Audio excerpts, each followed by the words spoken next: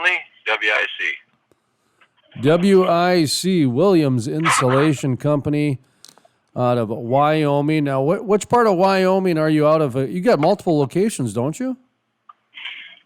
No, we used to back in the day. We run everything out of Casper all over, everywhere that we go nationwide. We run out of here. We are considering expanding and opening up another one down in Colorado. We're going to wait and see what happens, and hopefully it comes to fruition. But it's definitely an ambition. Well, here, I apologize because I thought you must have had multiple locations the way you guys are all over the state and you're servicing the region. And, really, you guys have quite a footprint out there. So congratulations on hustling, I guess. Yeah, we've just found it's a lot easier to manage everything when everything comes back to one location, But that's over years and years of trial and error. So, that's kind of where it came from. Sure. But, well, first of all, let's let people know how you are involved with the oil and gas industry and the energy industry specifically. Williams Insulation, you do much more than the oil and gas sector. So talk to your customers out there, potential customers, those people who might be curious on how W.I.C. is involved with the oil and gas industry. Well, first of all, it's oil and gas is definitely one of our biggest markets that we're involved in. And it's not just insulation. We do scaffolding, all the specialty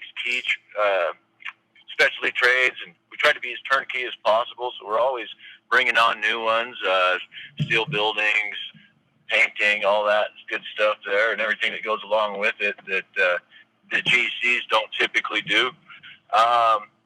And getting involved with the oil and gas industry, we like to talk to you as much as we can. We do a lot of trade shows, Energy Expo, Oil and Gas Fair, do a lot of sponsoring of events, Oil Field Helping Hands, one we did just recently here in Casper. We just try to get involved as much as we can. I know that Bailey Midkiff, our business development guy, he's they're getting ready to open up, God, I'm going to have to look it up, a new chapter. It's an oil and gas related deal. And I'll look it up while we're talking. He's going to be the regional president. They're going to open a chapter here in Wyoming. So we try to stay involved. We talk with our county commissioners and senators and try to push for the oil and gas where most of them already are, but we want to make sure we let the little guys be known that what we want to see happen out there. One thing that did happen here recently is Mark Gordon, our governor, put out a grant for the oil field just to help get things going again, and that's been pretty nice. I know several of our clients have been picking up, $250,000 or whatever it is, the max, to get their capital projects going again. I know Bailey's been talking with a lot of the commissioners and trying to push for certain companies, and maybe not certain companies, but everyone that needs it, and try to get everyone back out there and working. So it's we got a very broad spectrum of what we're doing and how we're trying to push and make sure that the workflow continues. It's interesting as I'm taking notes from our interview here. My notes might not be exactly what the other person has in mind. And so as I was writing this down, I looked at the phrase and I went, ooh, somebody might not like that, because I wrote down advocacy as part of the brand. And, that's a very bold statement to make. But really, when I was listening to kind of what you were saying and knowing, that the way you guys are, a lot of what you do when you're doing your sponsorships and you're out there with your message, Bailey, for crying out loud, if he's going to be a chapter president, well, there's further proof of the pudding. I guess, do you disagree with me that you've got some advocacy as part of your brand, or is that just kind of by design, by organic, I guess, have you ever had that conversation, I guess? I'd say we're advocates, absolutely. No, you are. You guys are. There's no question about it. There's no question about it. We've had that conversation to an extent, like Bailey getting involved with that, God, I need to look it up, that new chapter. And it all comes down to the conversation that we've had many times. Everything goes back to oil and gas, all the way down to the masks that we're wearing these days. And,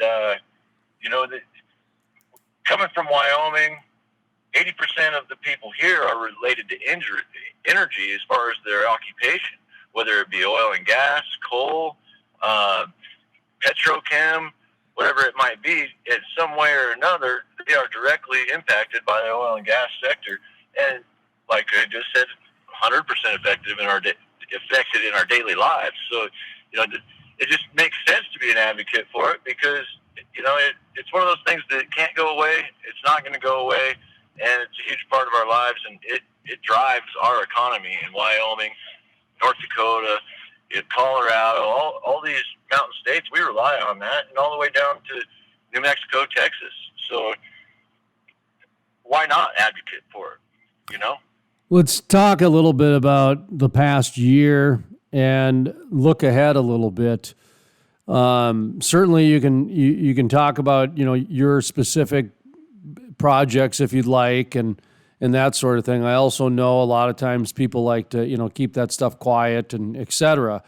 But what I've seen is, I've seen some further climate activism in Colorado, and now I saw it in Wyoming, where they are starting the federal lands, drums beaten and that sort of thing. And it made it into the papers and court cases and et cetera last week. So talk to me a little bit about how you've seen, Wyoming over the past year in relation to, what you guys are doing. You mentioned the governor came out with that, kind of rejuvenate or restart the energy program. There's a great example of, something the industry's done in the past year. But, a lot of people were scrambling, trying to figure out their COVID things. I remember Bailey talking about driving a couple 100 miles for meetings that didn't exist at the end of the day because somewhere between, Lusk and Sundance, COVID happened or whatever, whatever the deal is. So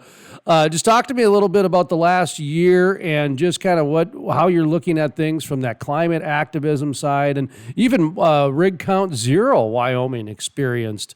Man, that came out of nowhere. So there was some challenges in the last year, but we are ending it on a high note. Let's just, we'll start with that, we're talking because things are going again, but there were some interesting milestones in the past year, weren't there? There absolutely was. And, when this all happened, quarter one, quarter two of this year, we were thinking we were going to have the biggest year ever. And a lot of us were, right? And then COVID happened, projects canceled, projects postponed, and we were able to stay pretty busy. But with that being said, all those projects, not all of them, but a lot of those projects are going to come back around next year. And I have high hopes for next year. I think it's going to be all right. Now on the environmental stuff, Adam Dickinson, our production manager, was telling me he was reading that we as the United States are at a 0.8 on emissions or something like that, and almost zero. And then manufacturing made up for 80% of that, and oil and gas and coal were only a very small fraction, like less than 2% of the emissions. So I know we've had this conversation many times. It's crazy the way that they're trying to push this, and I agree. We want to have as little of a carbon footprint as we can, but I've said it many times on your program that oil and gas is the most environmentally environmental stewards that there is in our country. We know that we can create problems, and humans are the ones creating the problems, and we've, through trial and error and technology, we found ways to be cleaner, more efficient, and we are the cleanest, one of the cleanest in the world. I mean, there's a few countries out there, like I think Switzerland's beating us, and some of these really small countries, but I'm okay with the activism. I'm not okay with putting people out of work and making it so that it's so expensive that it's just going to die on its own anyways. And then we're going to start losing all these great products like the plastic bottles and everything else that we use in our daily lives. So there's a fine line to be drawn there, I think, and people have to realize that oil and gas is that big in our lives, Well, I look at it from an ag standpoint and from an energy standpoint. When you're a regulator or a politician, okay, if you go back over the last 30, 40 years, ag is really very dangerous, and it had a lot of chemical issues and dead zones and things like that, and it wasn't really talked about much. And now they're trying to do a lot of this stuff with the oil and gas at the same time, where I look at politicians, because through the years of ag, they had their problems, but there was a lot more positive than negative at the end of the day. And I look at the oil and gas industry very similar. So what I see the politicians have done is they've really enabled a lot of anxiety, because we've been decarbonizing for the last 150 years. We've been doing it naturally.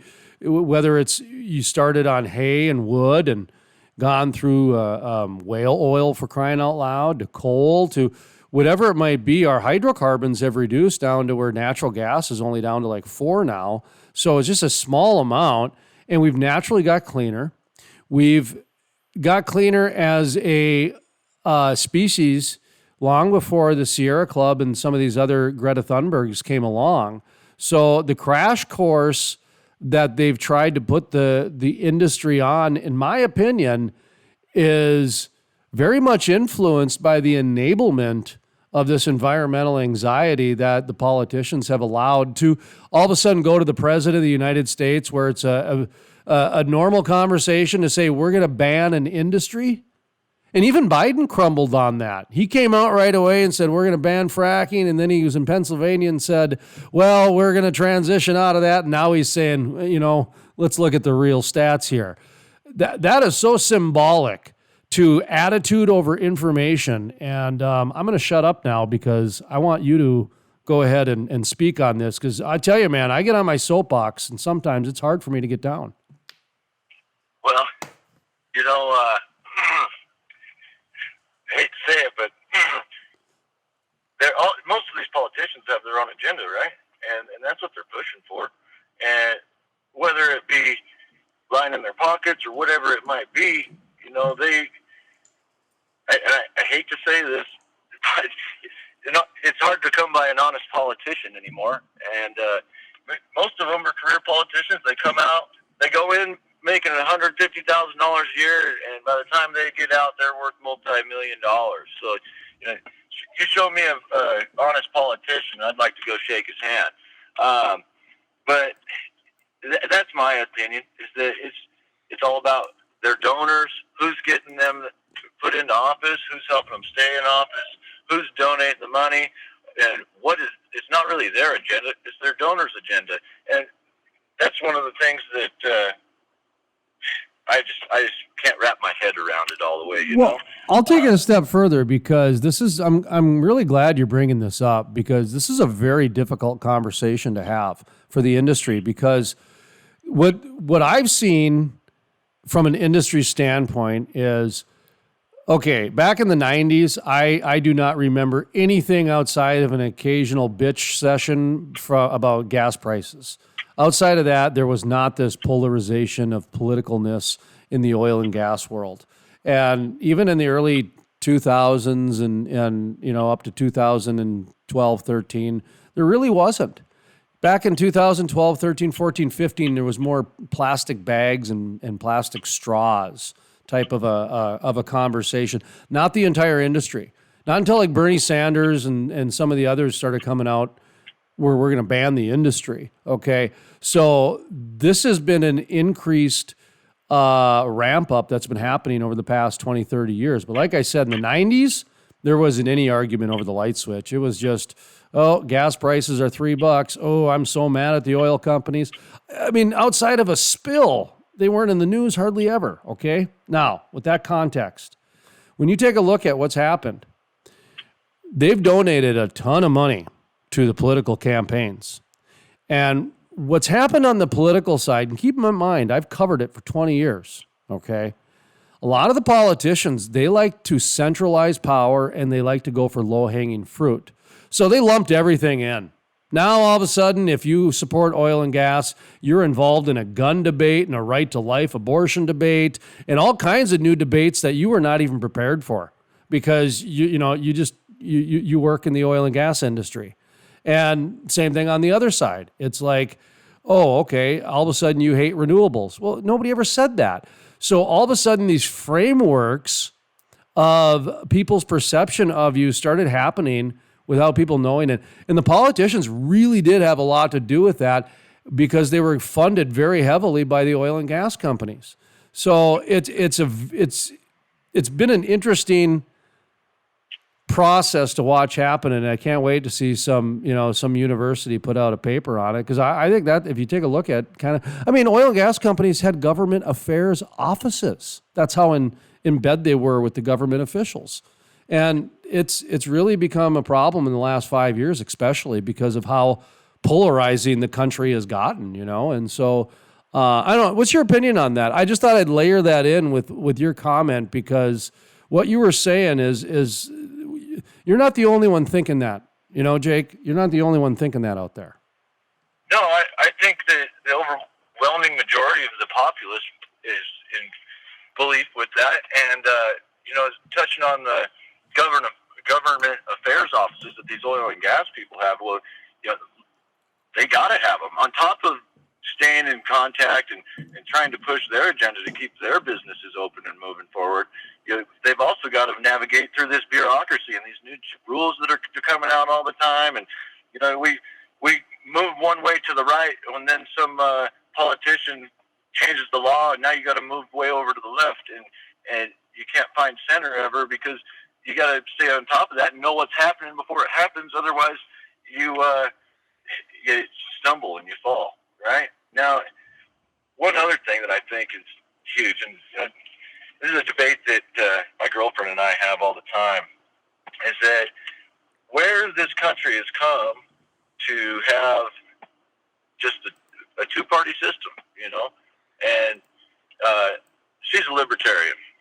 I consider myself a constitutional conservative.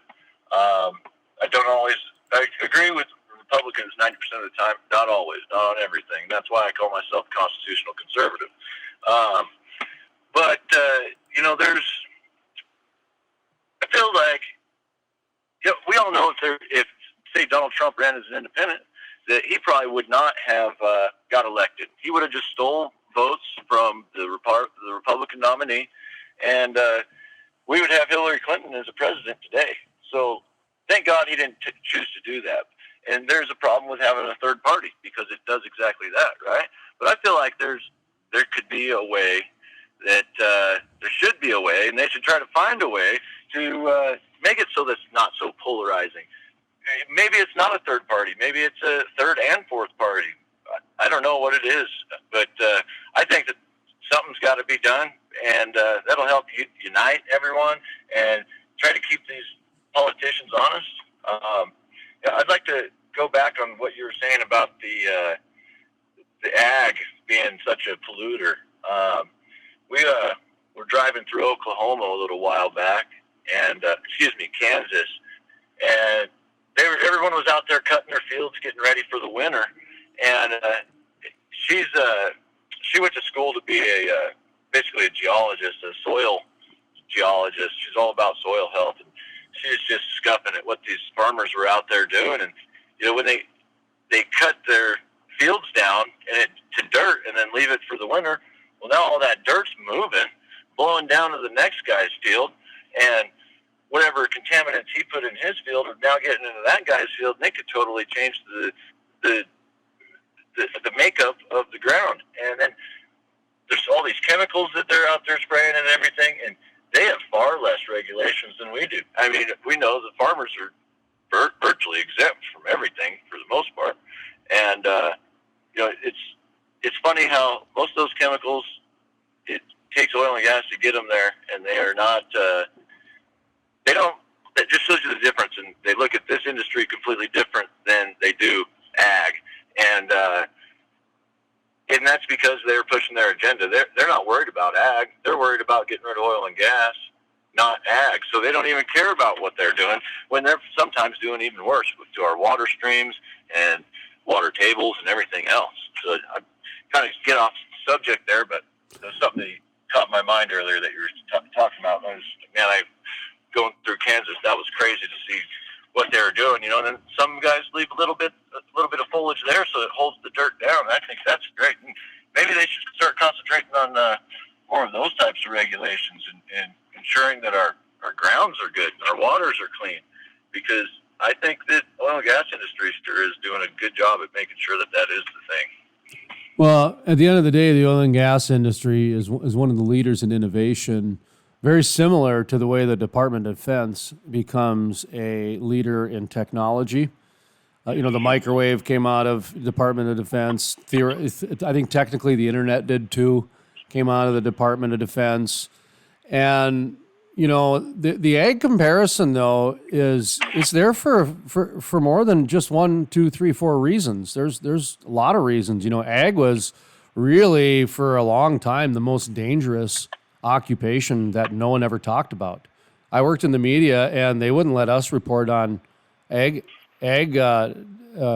accidents because 75% of the advertisers were ag companies.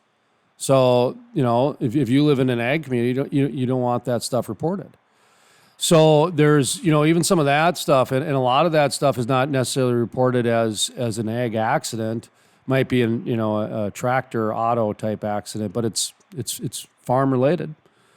So there's that side of it, but then there's also the government subsidy side of it too. And this is why the Mike Summers API president coming out immediately saying we don't want government subsidies, and Matt Gallagher, the then CEO of Parsley Energy, saying maybe we do want government subsidies in the last year.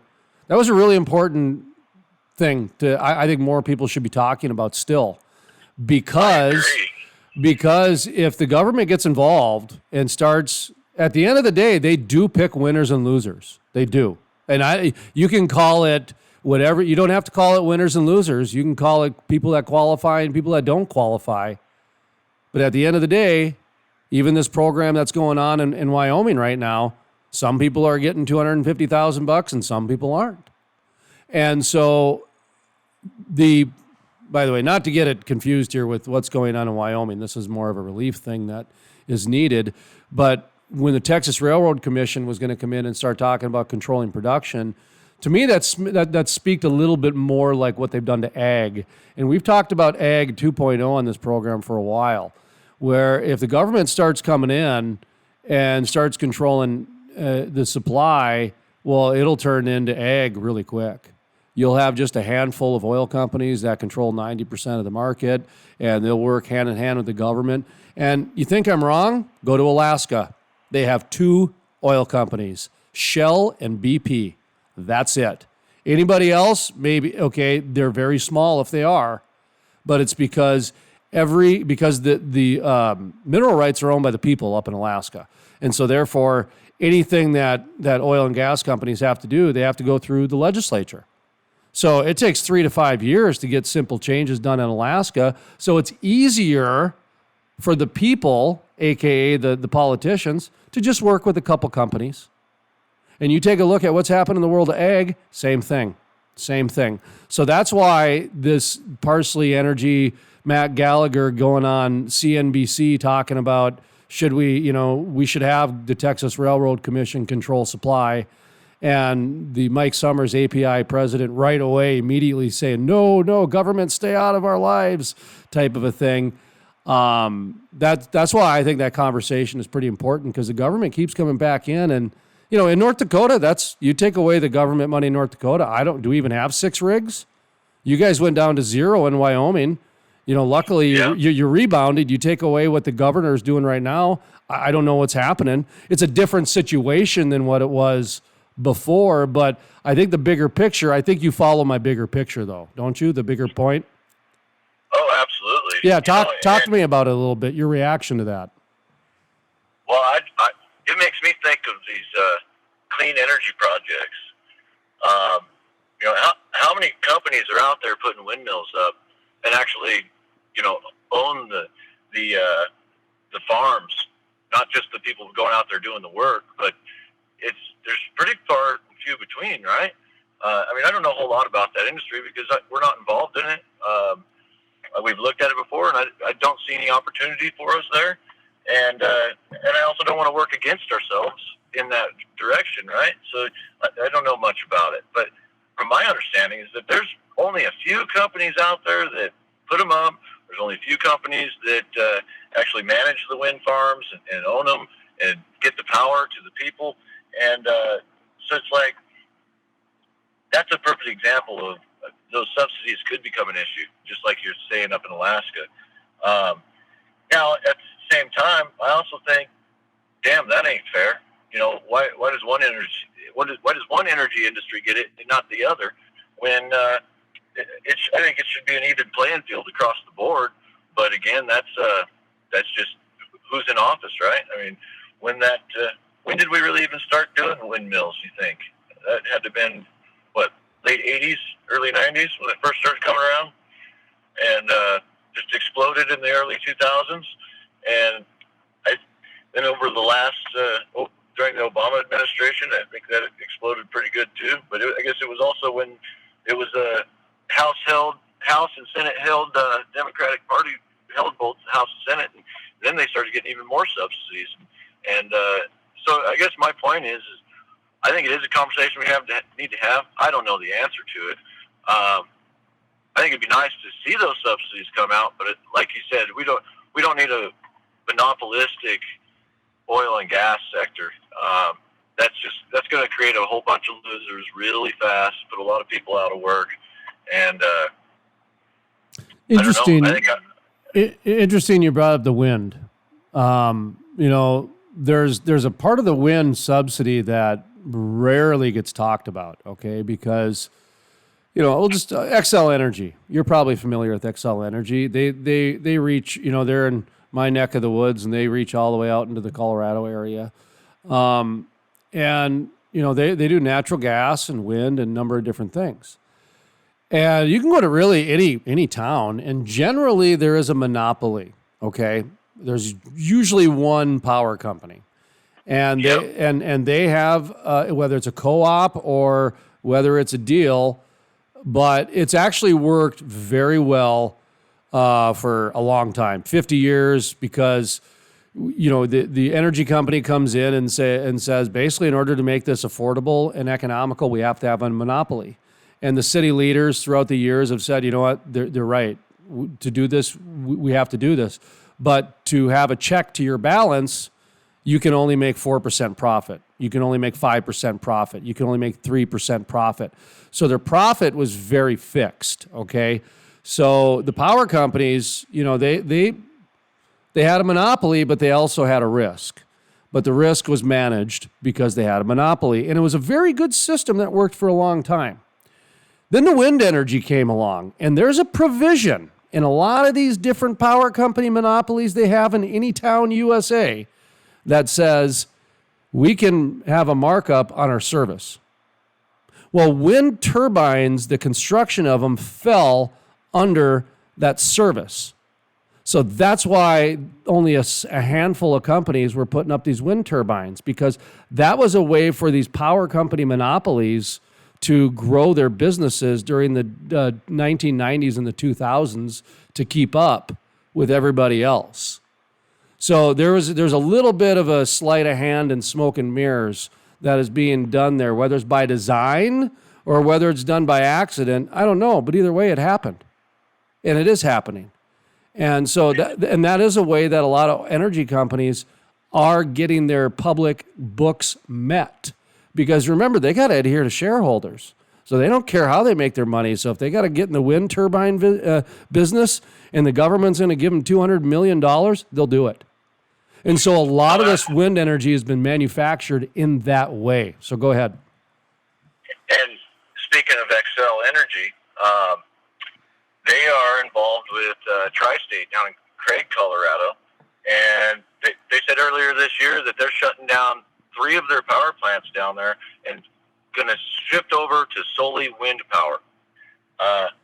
Smart move. Government's going to hand me free money to get out of coal. I'm going to do it every day, right? So you have a perfect point there, and I didn't realize that the provision was in there like that.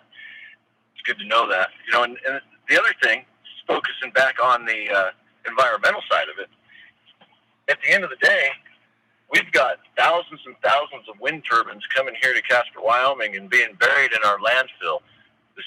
People in the city here have just had an uprising about it, and it's like, you're taking up all our landfill, and you're taking away our jobs, and then now you're going to jack our rates, and because you have to focus on this certain part of the landfill, and you've got so much money invested in getting it ready, and you're getting this government subsidy to do this, and it just goes to show, like, there is just as much, if not more, let's call it trash, that comes out of the wind than if we were to just stay with coal and everything. So it blows my mind. I think that subsidies definitely need to be a conversation, and it's got to start right here. It's got to be a grassroots thing, right? It's got to be North Dakota, Colorado, Wyoming, Energy Strong. They've done a really good job of pushing and advocating for oil and gas. Maybe that's the type of person that the type of organization that needs to start having these conversations with the public and with the oil and gas companies so they can figure this out. What's interesting too about those wind turbines, last time I checked, there really wasn't a very good reclamation program put in place for these wind turbines. So you take a look at what a lot of these companies are doing is they're getting big, giant government subsidies. They're creating a product that is not recyclable. They are putting up a energy that is not reliable, that is causing damage to the ecosystem. It's almost totally eradicated the golden eagle in the Southwest because those wind turbine blades hit eagles and other birds. And bats are actually attracted to the motors, so it's killing bats at a record pace to where some areas bats are almost extinct because of these wind turbines. And bats, by the way, do have an economic value to a farmer because of the pollination and the pest control. Bats will eat upwards up to 10,000 mosquitoes a day and certain pests and things like that. So the government doesn't care about birds, but the government does care about bats. So there is that as well. But my issue is that you've got these big companies that are building them and not recycling them and do all this stuff. And at the end of the day, it ends up being like the landowner's problem. So the landowner gets, 20, 10, 30 grand, whatever the checks are that they get for the person renting the land over the course of the 20 years of the project. Then at the 20 years is over, the power company gets to leave that turbine on the guy's property, on the gal's property, on the family's property. So every time I drive by and I see one of these dilapidated barns that it looks like if a bird ever landed on it, it would collapse because apparently there's some insurance clause that people have to wait for that to happen. Same thing with these wind turbines. I'm going, how many of these wind turbines are just going to rust away? Because if a landowner is responsible for the cost to deconstruct one of those things, it ain't going to happen. They're going to leave that thing up there till it falls over. So I didn't know if you knew that either, but there's not a very good reclamation program put in place for these. And now that Wyoming is almost filled up and Iowa flat out said no more. You saw that, right? Iowa? That's why I did not. Oh, yeah. Iowa said we don't want any more wind turbines. Our landfills are filled. And that's why Wyoming, I was talking to a guy in Wyoming, he wanted to put together a wind turbine recycling center there. And I guess I have to back up on what I said earlier. I've actually been in talks with someone about just exactly that. I can't say a lot about it, but I was just going to say, if he kept running into brick wall after brick wall. That was it. That every time he'd turn around, either the marketplace was so controlled or nobody wanted to have a real conversation about it. It became very frustrating. So that was all I wanted to say about the recycling program. So you were actually kind of in talks, or you've been trying to talk to people about it too, you're saying? Well, I got an associate of mine that's got a great idea, and I can't say much about it. I'm bound by NDAs, but if we do get this thing up and running, and I'm hoping we will in the next year or so, there may be a way to deal with these blades. Now, the rest of it, we haven't looked at that, but all these blades is what we're really focusing on at first. And our whole idea is that actually the wind turbines are just going to be a small portion of what we would be doing. We don't want to rely on an industry, right? Just the same way we don't here at W.I.C. We don't focus solely on oil and gas. We look at all the other options that we have out there as well. So it would just be another niche that we would have if we were able to come through with it. And if we get all this legal stuff in place, I'd love to come back and discuss it with you. Well, we'd love to have you on to talk about that. Yeah, this was just kind of a little bit of a impromptu sidebar here on some of the issues with subsidies and reclamation, and just really what we're talking about, though, is whether something is thought out or whether it's a reaction.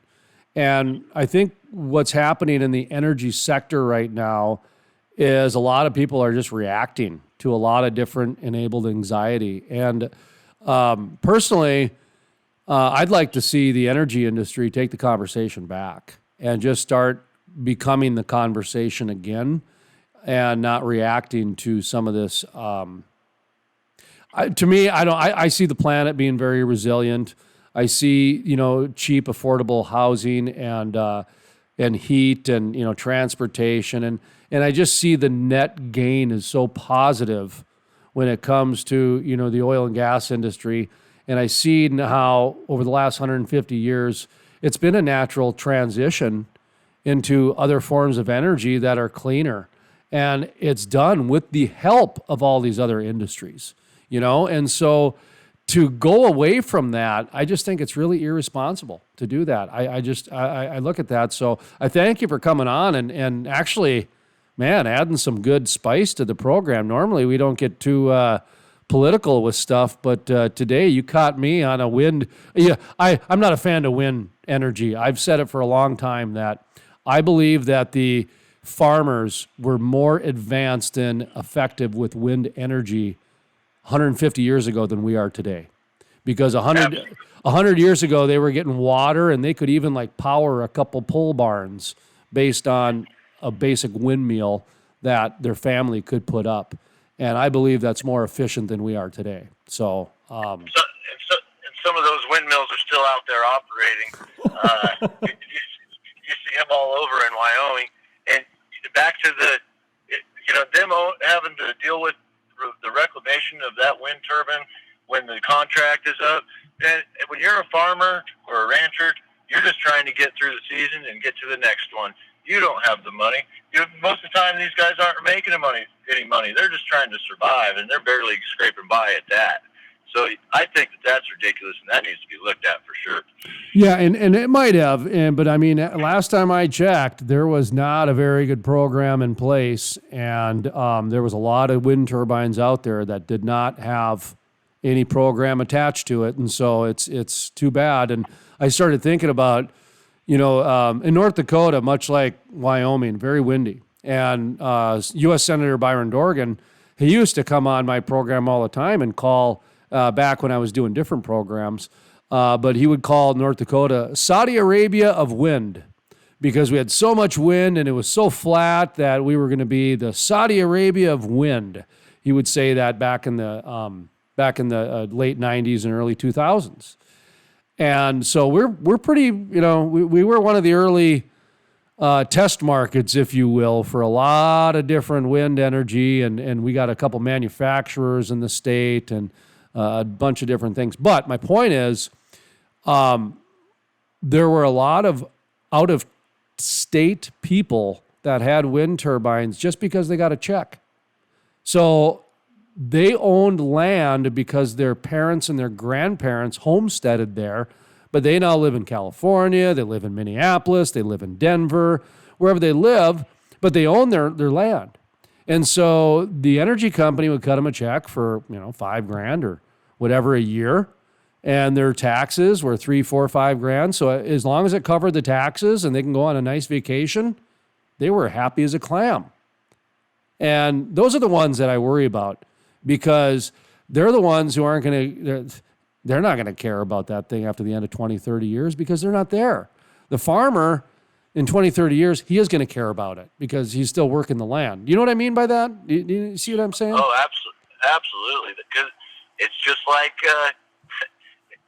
it's basically the same as someone that knows nothing about the oil and gas industry coming in and trying to tell us how we need to run it and how we're so bad and ruining the environment. It's the same thing. They're not there. They're not involved. They don't know, and they frankly don't care. Right? They're not. It does not affect them. I'm surprised because I had to hold back 3 times from swearing, and I've actually been conscious of this because I've been in the media over 20 years, and we can't swear on the air, but podcasts, we could swear. There was a couple times where I was going to drop some S-bombs or F-bombs, but I held back because of my professional training, and now I'm kicking myself because swear words sometimes have a little more impact. And I felt like some of the things that I said, I didn't say them harsh enough. So anyways, I think you did drop one S-bomb, but that's okay. Okay, well, see, it wasn't harsh enough because it didn't register. Darn it!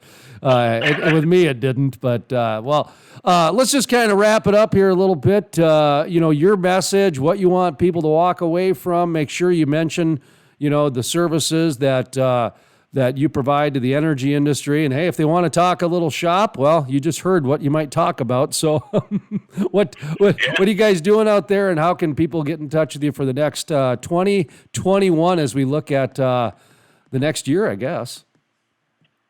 Well, we're right here in Casper, Wyoming, 7220 Derrick Drive. You can look us up on the internet, www.W.I.C.WYO.com. That's WICWYO.com. Or you can call us. You can call me, 307-247-4943. We're here to help you with any of your insulation, scaffolding, painting, pre-engineered metal buildings. Get on our website, look at the list. The list goes much further than that. And, if you guys can get out there and help with the groups out there, Energy Strong, Oilfield Helping Hands, and all of those, that really helps us stay busy, keep us going, and they're really advocating for us to keep our jobs and keep going. So appreciate you having me on, Jason.